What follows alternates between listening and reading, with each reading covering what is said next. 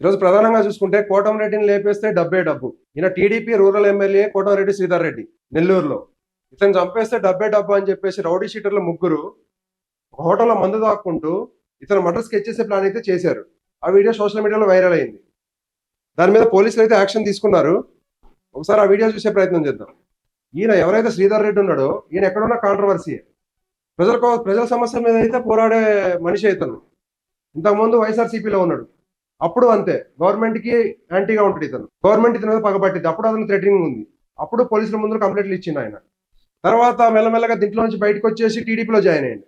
టీడీపీలోకి వచ్చిన తర్వాత కూడా ఇతను థ్రెట్టే. ఆ థ్రెట్ ఎందుకు వస్తుంది అనేది అయితే అర్థం కావట్లేదు ఇతనికి. మెయిన్ గా ప్రధానంగా ఒకసారి అయితే వీడియో చూడండి. వీళ్ళు ఏ విధంగా ప్లాన్ చేసిరో క్లియర్ గా వీళ్ళు చూడు. అధికార ఎమ్మెల్యేని